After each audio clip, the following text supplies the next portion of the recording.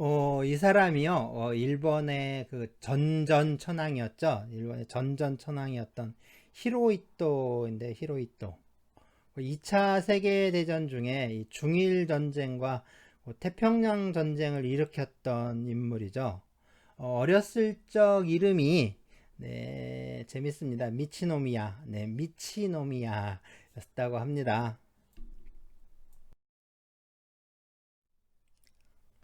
2차 대전 당시의 그 일본군의 모습입니다.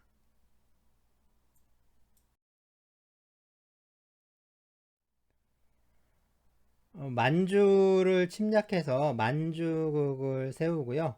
그 다음에 중국을 침략해서 하고 또 인도 차이나 반도와 태평양 쪽으로 쭉 진출을 했었죠. 방독면을 쓰고요. 시가지 전투를 벌이는 장면인데요.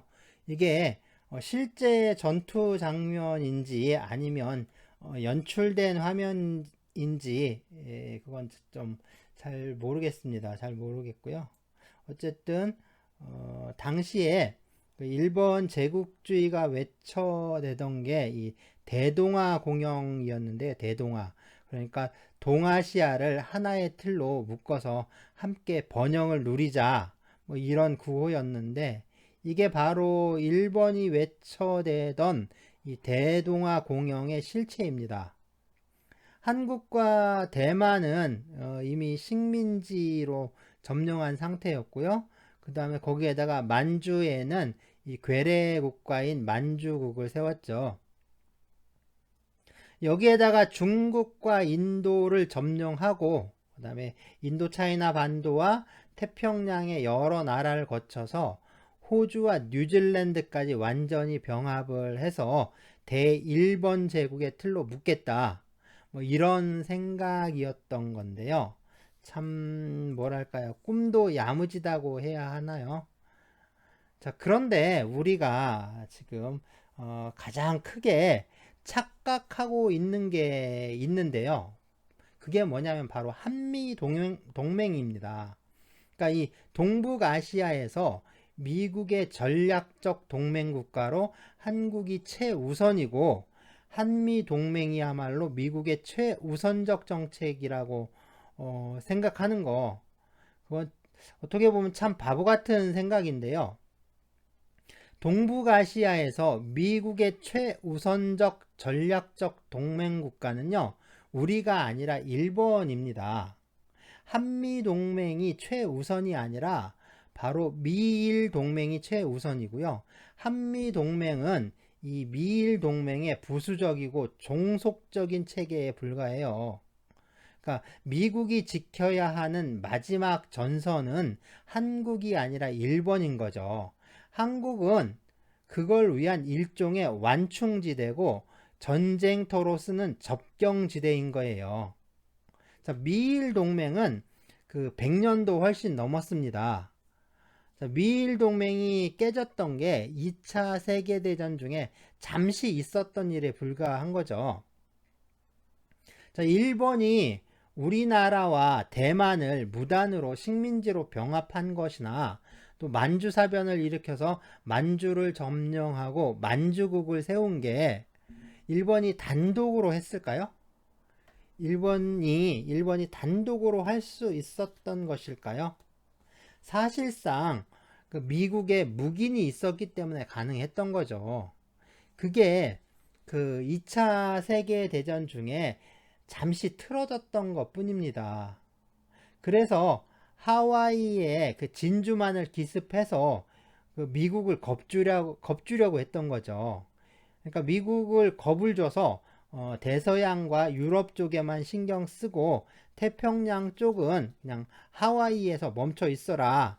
태평양의 서쪽은 내 나와바리니까 간섭하지 마라. 뭐 이런 메시지를 보낸 건데 오히려 그 아시아 태평양 쪽으로 전쟁이 확산돼 버린 거죠. 2차 대전이 어떻게 끝났는지는 다들 아시죠? 뭐, 나가사키와 히로시마에 그 그 원자폭탄이 투하가 됐는데요.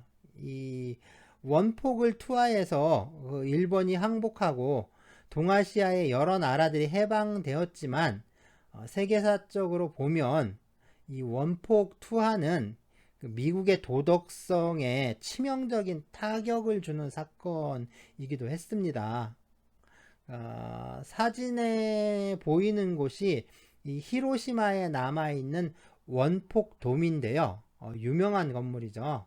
19세기 후반에서 20세기 전반에 걸쳐 이 아시아 세계에서 좀 패륜적 범죄자였던 일본이 이 원자폭탄을 맞으면서 갑자기 피해자로 둔갑하는 아주 요상한 일이 벌어집니다.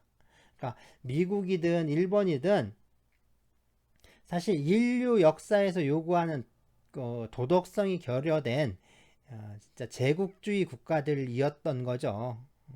그렇다고밖에 볼 수가 없겠죠.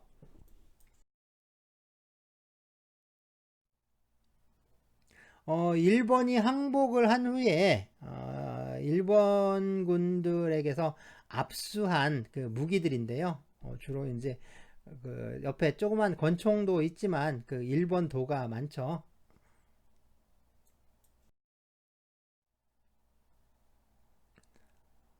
항복한 그 일본군 포로들입니다.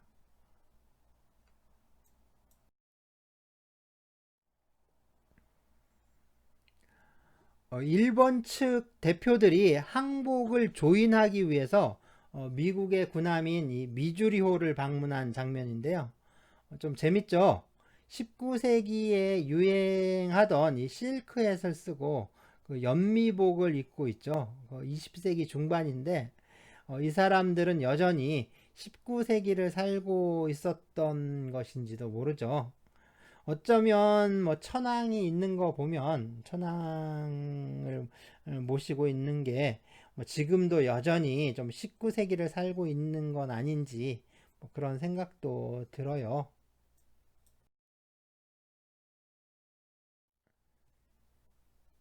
네, 이건 일본 측 대표가 항복 문서에 서명을 하는 장면입니다. 1945년 9월 2일에 있었던 일이죠.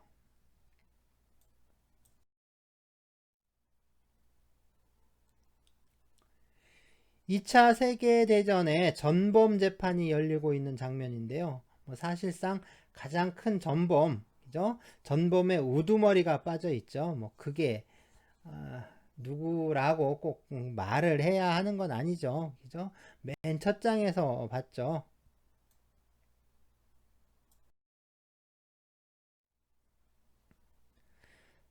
2차 대전 전이나 후나 뭐 노동자와 서민들의 삶은 고통스럽고 또 팍팍하기만 합니다. 그래서 이건 배급소에서 배급을 기다리고 있는 사람들의 모습이고요.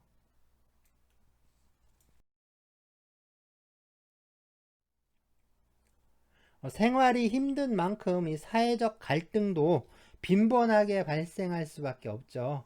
일본에서는 이 노동 분쟁을 춘투라고 부르기도 하는데요. 봄에 발생하는 투쟁이다라는 의미죠.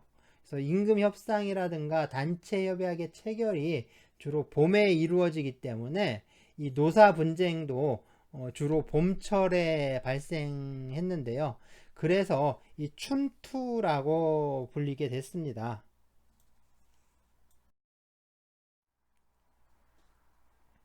이건 춘투는 아니고요. 안보 투쟁 때의 사진인데요. 일본의 민주화 운동이라고 보면 될 것 같아요. 일본에서의 민주화 운동, 뭐, 이 정도 위상으로 볼 수가 있습니다. 일본의 학생 운동인데요. 보통, 전공투 투쟁이라고 부릅니다.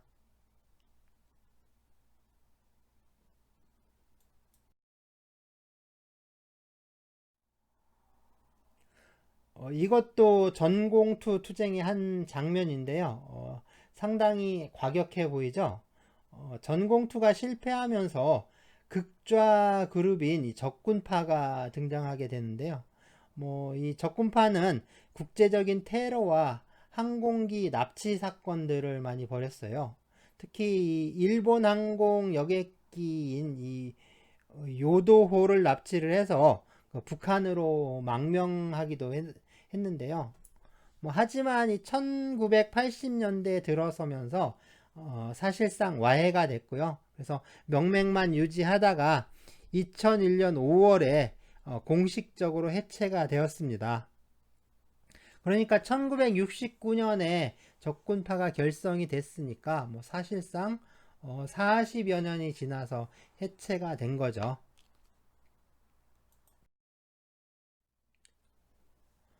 전공투의 시위 장면인데요. 모두 보시면 화염병이나 강목을 들고 있죠. 이 사진은 이 당시에 과격했던 학생 시위를 보여주는 건데요. 하지만 그 당시 일본 노동계의 춘투 역시 이것에 못지 않았을 것이다 라고 상상할 수가 있습니다.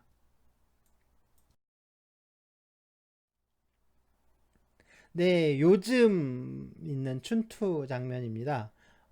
많이 좀 온순해진 상태죠. 그래서 2차 대전이 끝나기 전까지 일본에서는요, 이 노동 분쟁이라든가 그 노동 운동을 그 적대시했습니다. 그래서 우리가 오랫동안 그랬던 것처럼 좀 반사회적이고 불온한 사상과 행동으로 취급을 했었는데요. 그러니까 사실상 우리는 그 일본의 이 군국주의 시대의 법문화가 최근까지 남아 있었던 것이라고 할 수가 있죠. 자, 일본의 법 체계는요, 이 독일의 영향을 강하게 받았는데요. 독일보다도 더 독일스러웠던 게 일본법의 특징이다라고 할 수가 있습니다. 오죽했으면 이 독일의 법학자가 일본법은 그 독일법의 변화를 표시하는 압력계다라고 말하기까지 했는데요. 그게 2차 대전이 끝나고 그리고 미국에 항복한 후로는 그 독일보다 미국의 영향을 강하게 받게 되는 겁니다. 그래서 일본의 이 노동 분쟁 해결 기구도요, 유럽의 전문 법원 형태가 아니라 미국의 노동위원회 제도를 따라가게 된 거죠. 일본의 노동위원회는 1945년 노동조합법을 통해서 마련되었는데요. 그리고 1946년에는 노동관계조정법이 시행되면서 노사 분쟁의 원활한 해결을 촉진하고 노사관계의 안정을 도모하기 위해서 노동위원회에서 조정을 담당하게 됐습니다. 일본 노동위원회는 부당 노동행위와 노동조합의 자격을 심사하는 이 심사적 기능과 함께요, 노사 분쟁에 개입을 해서 알선, 조정, 중재를 통해서 분쟁 해결에 조력하는 조정적 기능을 하게 되는데요. 이러한 일본의 노동위원회는 미국의 노동위원회의 영향을 받은 제도다라고 할 수가 있습니다.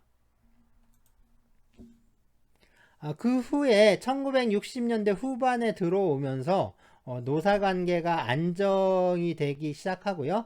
그 다음에 노동조합 조직률이 좀 감소하면서 노동 분쟁의 발생 건수가 감소하게 됩니다. 사실상 이 한국 전쟁으로 인해서 그 일본 경제가 급속하게 그 회복하기 시작한 거죠. 그리고 또 그러면서 곧 호황을 맞이하게 되는데요. 일본 경제의 호황과 이 경제적 성장은 이 조직을 중시하던 일본의 전통 문화를 차츰 이 서구화된 개인주의 문화로 변화시키게 되었다라고 할 수가 있죠.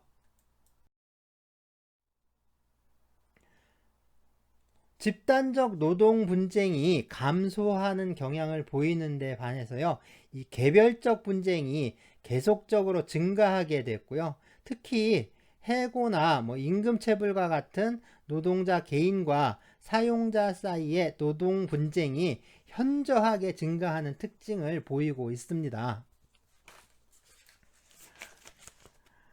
하지만 그 전에 이 노동분쟁 해결 제도는요, 개별적 분쟁을 다루지 않고 있었고요. 그러니까 노동위원회에서는 이러한 분쟁을 해결하는데 한계가 있을 수밖에 없고요. 또 법원에서도 이 노동사건을 처리하는데 시간과 비용이 많이 들어가서 노동자의 권리를 좀 신속하게 구제하기 어렵다 하는 문제점이 있었습니다. 그래서 2004년 개별적 권리 분쟁을 해결하기 위해서 노동심판법을 제정했고요. 이것에 따라서 전국적으로 노동심판위원회가 설치가 되었습니다.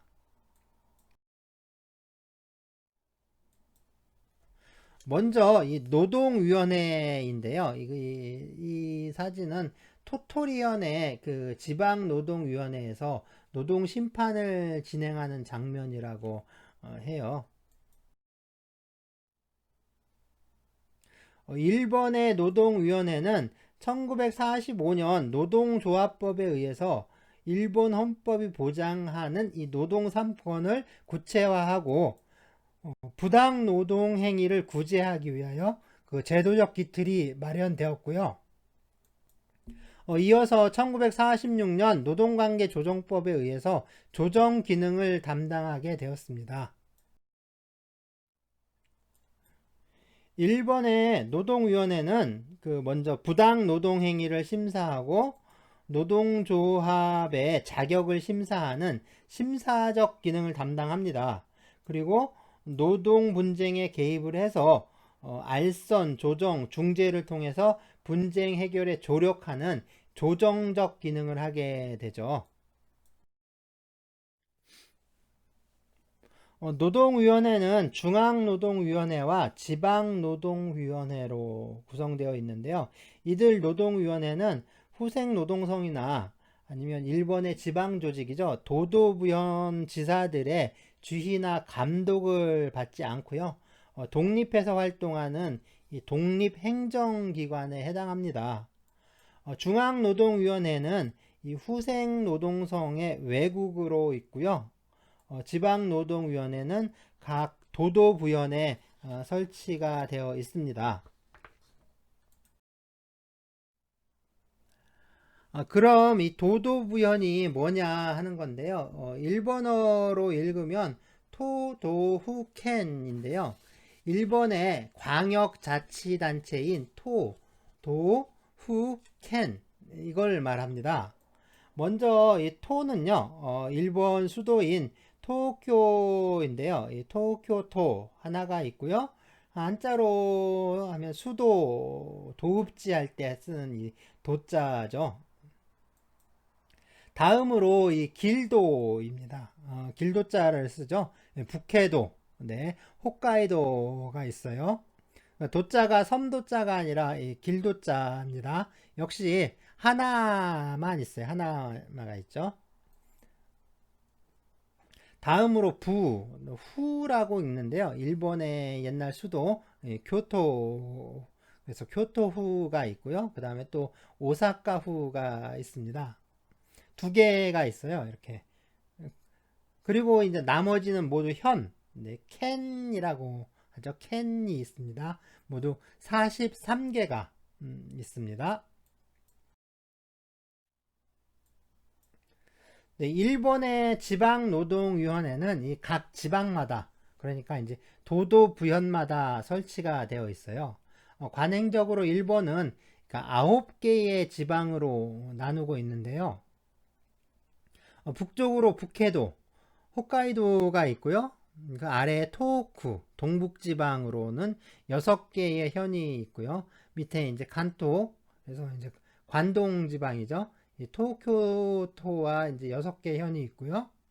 그 옆에 이제 중부지방 9개의 현으로 되어 있습니다. 그리고 이제 관서지방은 교토부와 오사카부, 그래서 2개의 부가 있고 5개의 현이 있어요. 중국지방 5개의 현, 서국지방은 4개의 현으로 되어 있고요. 큐슈라고 하죠. 7개의 현이 있고요. 마지막으로 오키나와가 있습니다. 이렇게 전국적으로 47개의 도도부현이 있고요. 이 도도부현마다 지방노동위원회가 설치가 되어 있습니다. 노동위원회는 이 공익위원, 노동자위원, 사용자위원으로 구성되는데요. 위원회 임기는 2년이고 이 비상근 공무원으로서의 신분을 갖게 됩니다. 그래서 중노위 위원들은 비상근 국가공무원, 진노위 위원들은 비상근 지방공무원의 자격이 부여가 됩니다. 먼저 이 중앙노동위원회 위원들인데요. 노동자위원은 노동조합으로부터, 사용자위원은 사용자단체로부터 추천을 받아서요. 이 내각 총리 대신이 임명을 합니다. 중노위의 노사위원 그 15명 중에 그 4명은 국영기업이나 국영기업 노동자가 결성하고 가입한 노동조합의 추천을 받아야 합니다.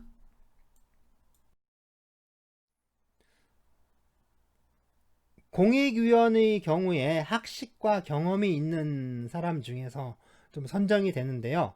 그 후생 노동성 대신이 그 노사위원들의 동의를 얻어서 이 공익위원회 후보자 명부를 작성을 하고요. 뭐 이 중에 국회의 동의를 얻어서 그 내각 총리 대신이 임명을 하게 됩니다. 지방노동위원회 위원인데요. 이 진노위 노사위원은 그 노사 단체로부터 추천을 받고요. 공익위원은 노사위원회 동의를 거쳐서 도도부현 지사가 임명을 합니다. 일본의 노동위원회가 담당하는 그 기능의 첫 번째가 이 부당 노동 행위를 심사하는 일인데요. 일본의 노동조합법은 제7조에서 이 부당 노동 행위에 대한 금지 규정을 두고 있습니다.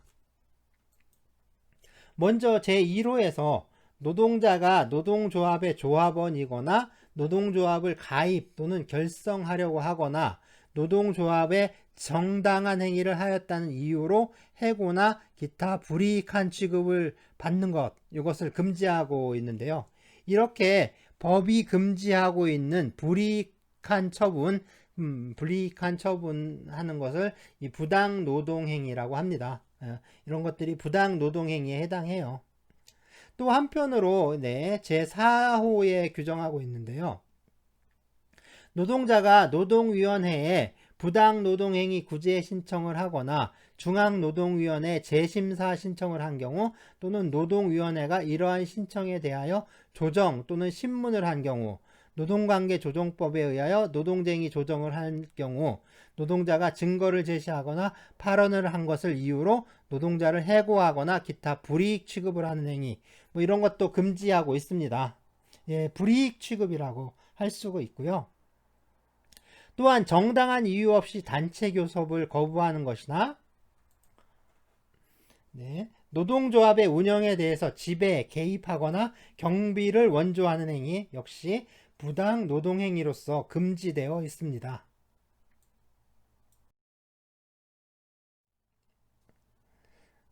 누렁이죠. 노란개 계약이라는 말이 있는데요. 옐로우 더 컨트랙트라고 해요. 전에는 그 누렁개라는 말뜻에 따라서 황견계약이나 황구계약 이렇게 번역을 했었는데요. 최근에는 그 의미를 살려서요 비열계약이라고 많이 부르고 있습니다. 그러니까 노동조합에 가입하지 않거나 또는 노동조합에서 탈퇴하는 것을 고용조건으로 제시하는 계약을 말하는데요. 다시 말해서 회사에 취업을 하려면 그러니까 노동조합에 가입하지 않아야 한다라는 계약이죠. 이런 계약을 그 옐로우 더 컨트랙트, 그러니까 비열 계약이라고 해서 부당 노동 행위로 보고 있는데요. 일본의 노동법은 불이익 취급의 일종으로 취급하고 있고요. 참고로 우리나라에서는 독립한 부당 노동 행위의 유형으로 다루고 있습니다. 뭐 자세한 내용은 우리나라 노동위원회에 대해서 수업할 때 그러니까 다음 주죠. 다루기로 하고요. 자, 그런데 이 옐로우독이라고 하는 말 있죠. 옐로우독. 이게 왜 비열하다라는 뜻이 있는 걸까요?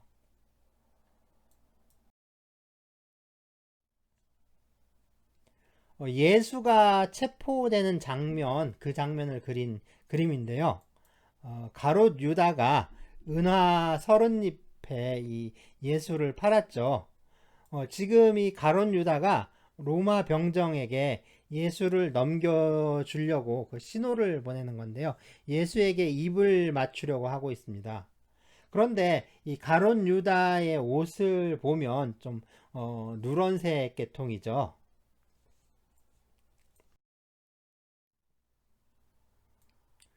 여기 이 장면 보면요. 가롯 유다가 입고 있는 옷이 그 노란색으로 그려져 있죠.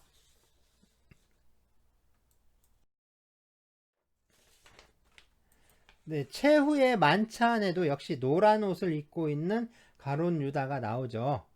이 노란색은 예수를 배신한 가룟 유다가 입고 있었던 옷의 색깔이었기 때문에 이 기독교 문화권인 유럽에서는 기피하는 색상이 된 거예요. 그래서 13일의 금요일도 마찬가지죠. 그 예수가 잡혀서 끌려가는 바로 이날이 금요일이었고 또 13사람이 모여 있었죠. 그래서 13이라는 숫자와 이 금요일이 불길함의 상징이 된 것처럼요. 이 노란색은 비열함을 상징하는 색이 된 거예요. 뭐 예전 수업에서 이 모욕의 의미로 이 개와 함께 사람을 사형시키기도 했다라고 했었죠. 그러니까 개가 그 욕을 의미한 개가 이제 욕설의 대명사로 불리는 게 이 동양이나 서양이나 이 마찬가지인 것 같습니다.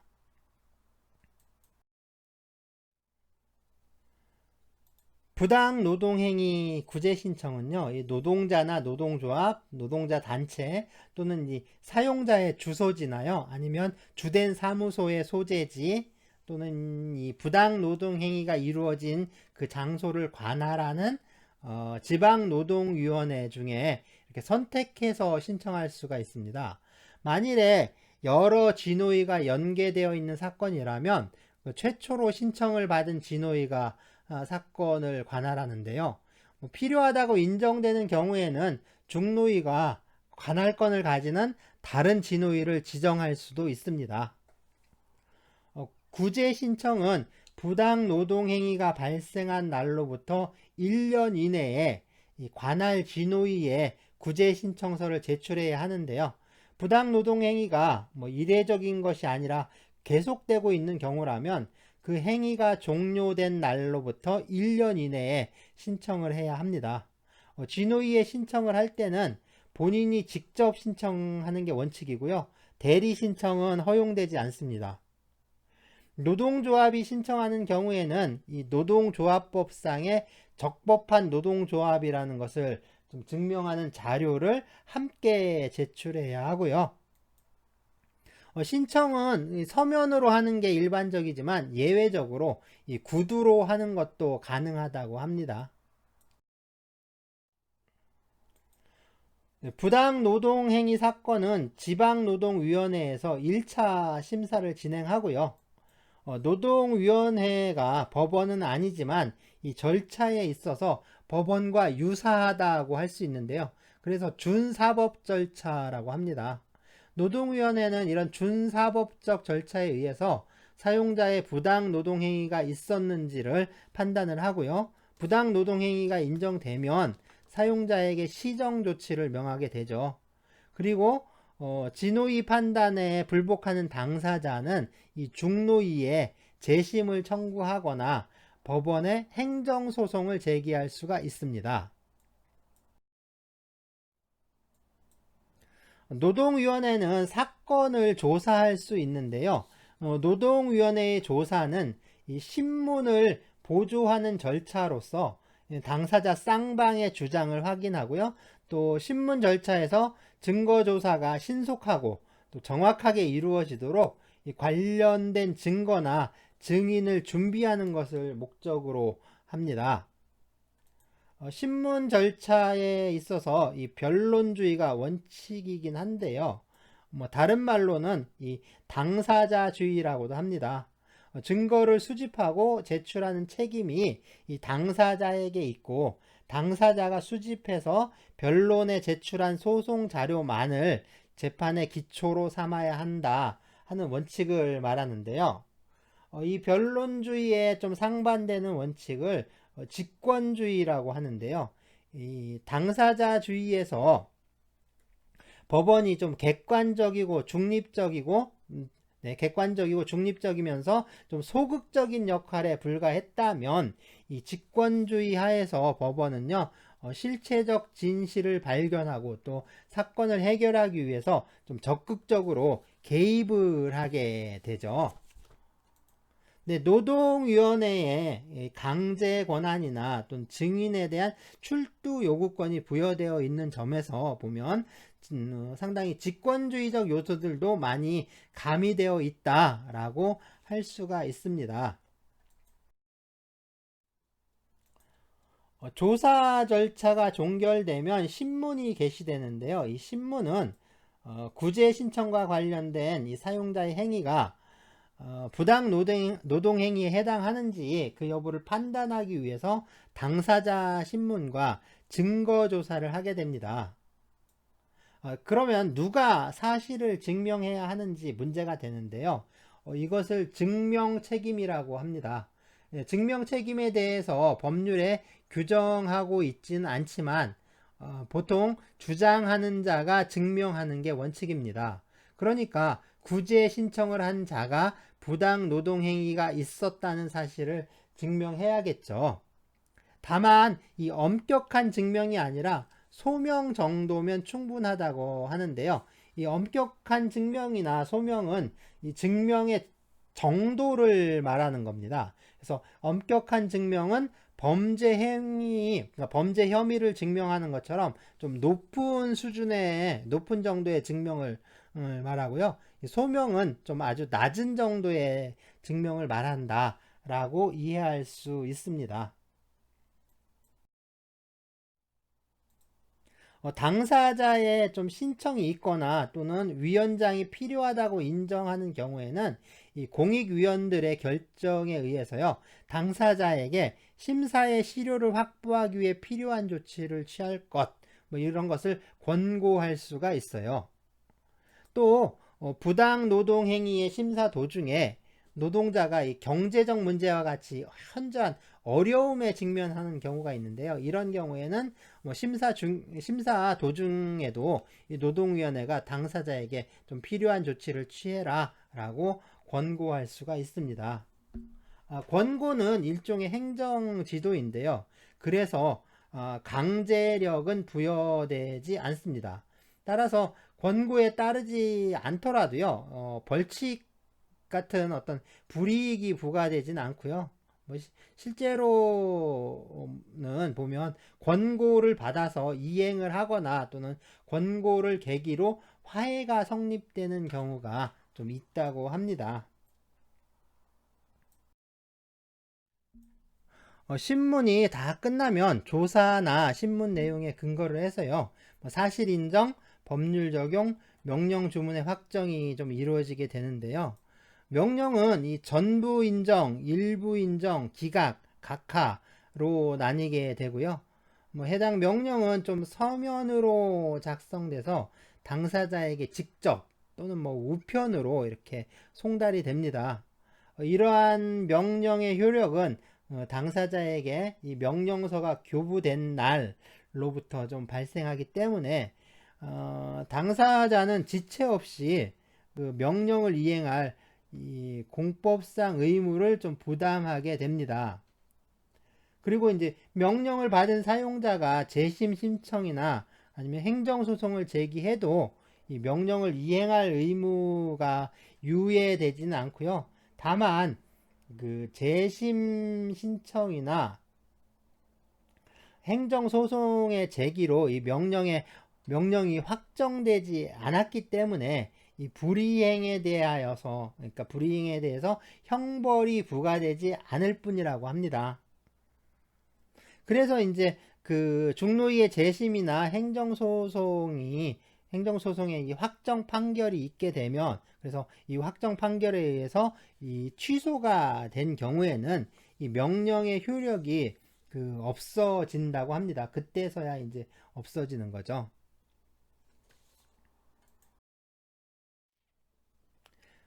진노위 명령에 불복할 때는 이 중노위에 재심을 청구하는 방법이 있고요. 그 다음에 행정소송을 제기하는 방법이 있는데, 뭐 둘 중에 하나를 선택할 수가 있습니다. 중노위에 재심을 신청할 때는 그 명령서를 교부받은 날로부터 15일 이내에 해야 하고요.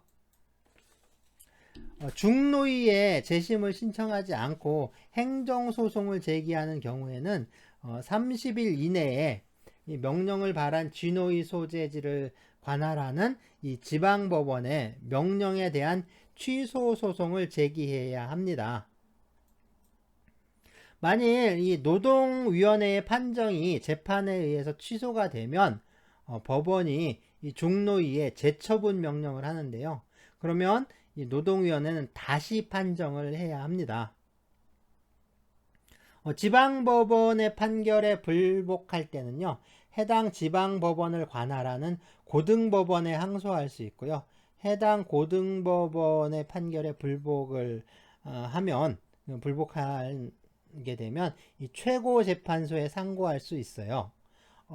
법원이라고 표현을 했는데, 자, 우리는 법원이라고 하는데 일본에서는 이 재판소라고 하고 있고요. 그러니까 이 법원은 우리말이고요. 재판소가 일본말인 거죠. 그래서 지방재판소 있죠. 지방법원은 지방재판소, 네, 치호사이반쇼라고 하고요. 고등법원은 이제 고등재판소, 코토사이반쇼라고 하고, 그리고 이제 우리 대법원에 해당하는 게 이제 최고재판소인데요. 사이코사이반쇼라고 이렇게 있습니다. 지방재판소, 고등재판소, 그 다음에 최고재판소, 이런 체계로 되어 있어요. 일본의 노동위원회는 이 노동쟁의를 조정하는 기능도 담당하고 있는데요. 노동쟁의의 조정은 이 노동분쟁에서 당사자의 주장이 일치하지 않아서 쟁의행위가 발생하거나 또는 발생한 우려가 있는 경우에 이 노동관계 조정법에 규정된 이 절차에 따라서요, 제3자가 개입을 해서 화해를 이끌어내면서 이 분쟁을 해결하는 과정이다 라고 할 수가 있습니다. 노동 분쟁은 이 개별적 노사관계에서 발생하는 이 개별적 분쟁하고요. 그 다음에 집단적 노사관계에서 발생하는 집단적 분쟁이 있는데 모두 포함하고 있고요. 모두 조정 대상이 되고 있고요. 권리 분쟁뿐만 아니라 이익 분쟁도 역시 모두 조정에 포함되고 있습니다. 네, 먼저 알선인데요. 알선은 이 노동위원회 회장으로부터 지명을 받은 알선인이 이 분쟁 당사자인 노동자와 사용자 쌍방의 주장의 요지를 확인을 하고요. 그 다음에 대립사항을 정리해 가면서 노사 간의 대화를 좀 주선을 하고, 그 다음에 알선안을 제시하는 방법으로 노동 분쟁을 해결하는 절차를 말합니다. 알선은 이 노사의 일방 또는 쌍방이 신청을 하거나 아니면 노동위원회에서 직권으로 개시할 수가 있고요.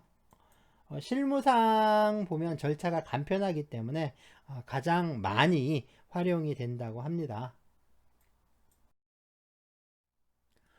다음으로 조정이고요. 이 조정은 노사위원과 또 이제 공익위원 뭐 이렇게 3자로 구성되어 있는데요. 아니면 또는 뭐 그 이상의 구성원으로 이루어지는 기도 하죠. 이러한 조정위원회에서 진행이 되고요. 이 조정위원은 노동위원회 회장에 의해서 지명이 됩니다.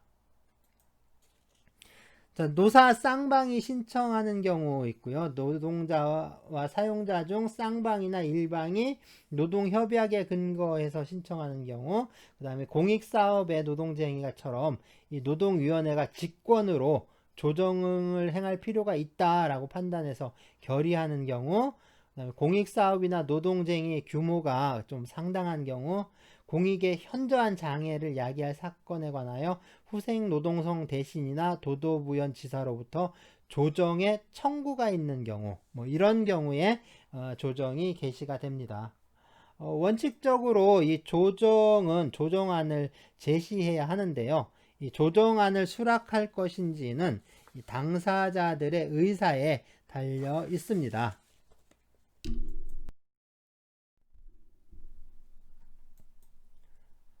중재는 이 중재위원회에서 담당하는데요. 이 중재위원회는 당사자의 동의를 얻어서 이 노동위원회 공익위원 중에서 이 노동위원회 회장이 지명하는 3명으로 구성이 됩니다. 그러니까 당사자의 동의에 의한 선택이 어려울 때 있죠. 그러니까 당사자가 동의하기 어려운 때는 당사자의 의견을 들은 후에 이 공익위원 중에 그 중재위원을 지명하게 됩니다. 중재는 이 노동자와 사용자 쌍방의 그 신청이 있거나 또는 쌍방이나 일방으로부터 뭐 단체 협약에 근거해서 그 신청이 있는 경우 그때 개시가 되고요. 이 중재안은 이 노사 당사자를 구속을 해서 노동협약과 좀 동일한 효력을 발휘하게 됩니다.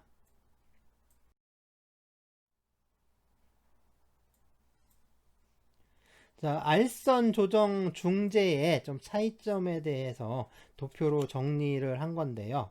1번에서 정리한 거라 일본어로 됐죠. 우리는 우리 걸로 좀 봐야겠죠.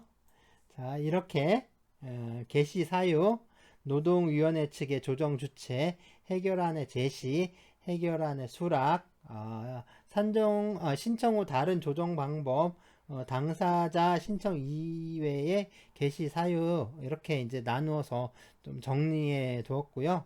이렇게 표로 정리되어 있는 것들이 좀 중요하겠죠. 그래서 꼼꼼히 좀 읽어보고 차이점을 알아두면 좋을 것 같습니다.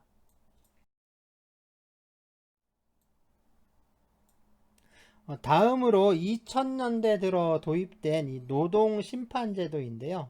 노동심판은 재판은 아닌데요. 각 지방재판소에 노동심판위원회가 설치되어 있고요.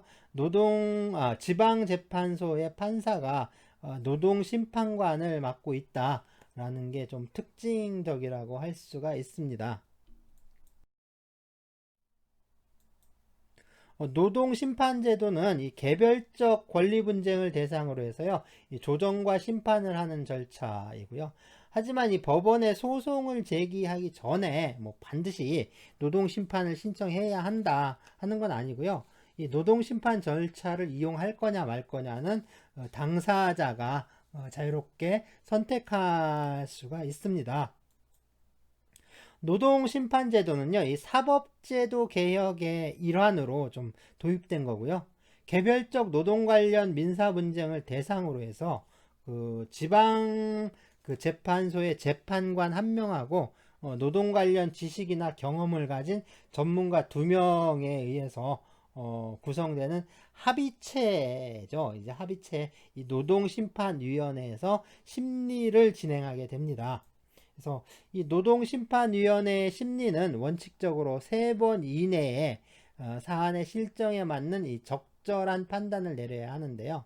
노동심판위원회의 판단에 대해서 당사자가 이의를 제기하면 이의 신청을 하게 되면 통상의 소송 절차로 이행을 하게 됩니다. 노동심판위원회는 이 지방재판소의 본청에서만 설치되어 있었는데요. 최근에는 그 지방재판소의 지부에서도 뭐 일부 운영되기 시작했다고 합니다. 노동심판이 도입되었을 때 장점은 좀 심리기간이 짧아서 신속한 처리가 가능했다라는 건데요. 최근에는 이 접수 사건이 급증하면서 차츰 그 심리 기간이 길어지고 있다고 합니다.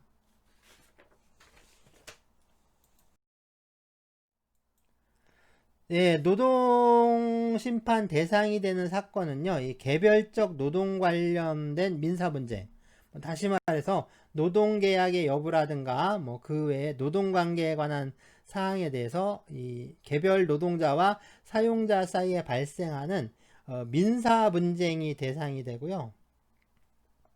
그러니까 이 집단적 노사 관계를 둘러싼 분쟁은 대상이 되지 않는 거죠. 하지만 이 개별 노동자가 노동관계에 관한 사항으로 다투게 되면 뭐 그 근거가 노동협약이든 뭐 불법 노동행위 금지든 뭐 거기에 근거한 청구든 뭐 상관없이 노동심판의 대상이 되는 거죠.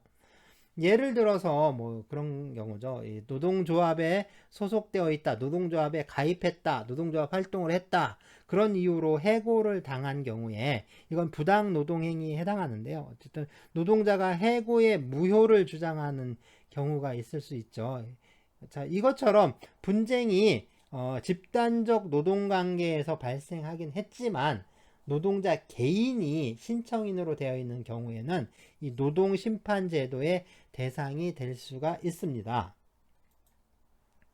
네, 노동심판은요, 이 해고가 무효라는 그 확인을 구하는 사건이나 아니면 임금, 뭐 퇴직금의 지급을 청구하는 사건에서 좀 많이 활용되고 있다라고 합니다. 네, 노동심판의 목적은요, 이 노동 분쟁을 좀 실정에 맞게 신속하고 또 적정하게 실효적인 해결을 도모하는 것이라고 할 수가 있는데요. 그렇기 때문에 이 조정에 의한 해결을 먼저 좀 시도를 한 후에 조정이 성립하지 않으면 그때 노동심판을 해야 합니다.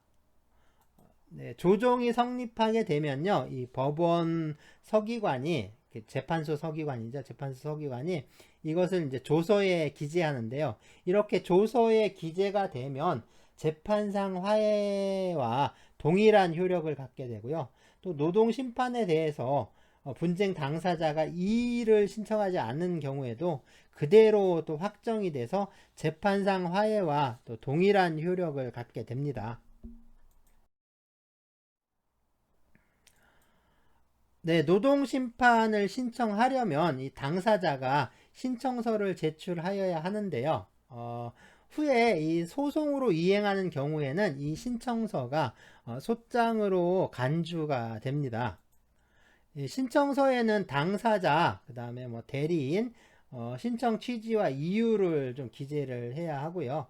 후에 소송으로 이행하는 경우에는 이 신청서가 소장으로 간주가 되면서 신청 취지는 청구 취지로, 신청의 이유는 청구 원인으로 이해하게 됩니다. 노동심판 신청이 좀 적법하지 않다라고 인정되는 경우 있죠. 이런 경우에는 신청은 각하되고요. 뭐 신청 당시에 적법하진 않았지만 좀 보정이 가능하다라고 하면 이 보정 명령을 할 수도 있습니다. 신청서가 접수가 되면 이 40일 이내에 제1회 기일을 정하게 되는데요. 이 노동심판은 이 노동심판관이 지휘하면서 비공개로 진행하는 게 원칙입니다. 또 이 노동심판위원회는요, 이 제출된 주장이나 뭐 증거 서류에 대해서 뭐 직권으로 좀 서류 조사를 하거나 또 신청이나 뭐 직권에 의해서 필요하다고 인정되는 경우에 이 증거 조사를 또 할 수가 있습니다. 그래서 심판위원회에서는요, 이 사실조사, 뭐 증거조사 이런 것들을 하게 되고요. 노동심판위원회는 이 조정이 성립하지 않아서 사건이 해결되지 않는 경우에 있죠. 이런 경우에 최종적으로 이 노동 심판을 하게 됩니다. 여기서 노동 심판의 의미는 개별적 노동 분쟁을 이 사원에 그 사안의 실정에 맞게 해결하기 위한 심판이라고 할 수가 있는데요. 노동 심판은 이 실체법상의 권리 관계를 좀 확인하는 데 그치는 이 통상의 민사소송 판결하고는 좀 다릅니다. 그래서 통상의 민사소송 판결은 좀 이제 실체법상의 권리 관계를 확인하면서 딱 멈추게 되는데 이 노동 심판은 이 실체법상의 권리 관계에 좀 구애받지 않고요. 좀 더 유연한 해결책을 제시하고 있습니다. 사안의 성질에 비춰 봤을 때요, 노동 심판 절차를 진행하는 게 이 분쟁의 신속하고 적정한 해결을 위해서 적당하지 않다. 이거는 전혀 그렇지 않다라고 인정이 되면요, 이 노동 심판 사건을 곧바로 종료시킬 수가 있습니다. 이 경우에도요, 사건은 이 통상의 소송 절차로 이행하게 됩니다. 그래서 법원 그 재판부로 넘어가는 거죠. 노동 심판에 불복하는 당사자는요, 이 심판서를 송달받거나 또는 그 노동 심판에 대해서 고지받은 날로부터 2주 이내에 법원에 이의 신청을 해야 합니다. 그러니까 노동심판위원회가 하는 역할이요, 어디까지나 그 노동 심판을 내리는 것에 한정되어 있기 때문에 그 이의 신청은 이 법원에 해야 합니다. 당사자가 또 적법하게 이의 신청을 하게 되면요, 이 노동 심판은 효력을 상실하게 되고요.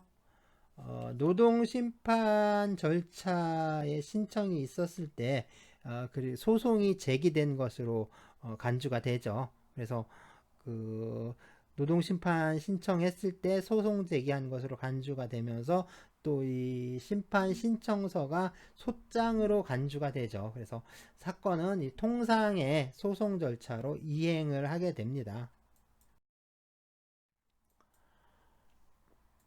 네, 노동심판 제도의 절차인데요. 도표 자체가 뭐 크게 어려운 건 없습니다. 본문 내용하고 함께 보면 좀 쉽게 이해가 될 것 같고요. 한번 차근차근 살펴보시기 바랍니다. 자, 이제 출석 인증 퀴즈인데요. 출석 인증 퀴즈가 좀 황당하긴 하죠. 그런데 이 출석 인증 퀴즈는요, 이 수업을 들었는지 또는 아닌지만 확인하는 거니까요. 수업 내용과 꼭 관련이 있어야 하는 건 아닌데요. 지난 학기에 보니까 수업 내용과 연관시켜서 출제를 하니까 수업을 안 듣고 수업을 듣지 않고 그냥 찍어서 제출하는 경우도 있어요. 그래서 이번 학기에는 이 답을 찍어서 제출하지 못하게 이 수업과 관련 없는 내용으로 좀 출제를 합니다. 그래서 이 좀 황당한 문제가 나오더라도 이거는 그 진짜 수업을 들었는지 여부를 판단하기 위해서 내는 거니까 이해를 하시고요. 이번 주까지는 이 강의 파일의 맨 마지막에 위치하고 있는데 앞으로도 그렇다라고 할 수는 없죠. 어디에서 나올지는 모릅니다. 어, 강의 파일 한 중간에서 나오기도 하고 어디 맨 앞에서 나올 수도 있고 그렇습니다. 어쨌든 내용이 좀 황당하더라도요, 수업을 잘 듣고 있는지 확인하는 절차라고 좀 생각해 주시기 바랍니다. 자, 이제 문제인데요. 문제 나갑니다. 자, 여기는, 네, 여기 어디냐면요. 이 일본의 그 나가사키입니다. 나가사키 아시죠? 그리고 이 건물 있죠. 이 건물은, 시카이로, 그 사해루라고 하는데, 중국 음식점입니다. 이거. 이 사해루가요. 이 1800년대 말에 1800년대 말에 이 중국의 푸젠성 있죠. 복건성. 이 복건성에서 그 이주해온 진평순이라는 사람이 이 중국 음식점을 개업을 하면서 이 사해루를 이제 개업을 한 거죠. 사해루 시카이루라고 하는데 시카이루를 개업을 하면서 이 복건성 요리를 기초로 해서 이 나가사키에서 많이 나는 이 해산물을 사용한 음식들을 개발하게 되는데요. 네, 이 일본의 우동과 좀 비슷하다라고 해서 이 중국 우동이란 뜻으로 이 시나 우동이라고 해서 판매하기 시작합니다. 이 시나 또는 지나는 이 차이나 있죠. 차이나를 로마 알파벳 그 발음대로, 그러니까 알파벳 발음대로 그 읽은 건데요. 그래서 이 음식을 시나 우동 또는 지나 우동이라고 불렀습니다.